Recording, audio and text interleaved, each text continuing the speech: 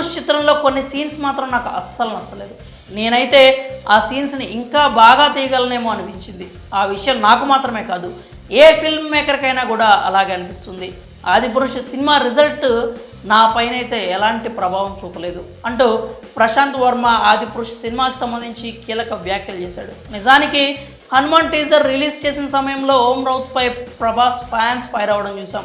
Cinema తీయడం అంటే ఇది అంటూ ఓం రౌత్ని ట్రోల్ చేశారు. ఇప్పుడు స్వయంగా ప్రశాంత్ వర్మ ఆదిపురుష్పై మాట్లాడడంతో ఆ కామెంట్స్ మరింత వైరల్ అవుతున్నాయి. హనుమాన్ సినిమా విషయానికి వస్తే థియేటర్లో ఇంకా సక్సెస్ఫుల్గా రన్ అవుతూనే ఉంది. చిత్ర బృందం తాజాగా గ్రాటిట్యూడ్ మీట్ను కూడా నిర్వహించింది. బాక్సాఫీస్ వద్ద ఈ మూవీ క్రేజ్ ఇంకా తగ్గలేదు. కలెక్షన్స్ సునామీ సృష్టించడం మాత్రమే కాకుండా తాజాగా 250 కోట్ల క్లబ్లో కూడా చేరి ఔరా అనిపిస్తోంది. చిన్న సినిమా అనే ట్యాగ్తో వచ్చిన హనుమాన్ మూవీ అన్ని పెద్ద సినిమాల రికార్డులను బద్దలు కొట్టుకుంటూ పోతోంది.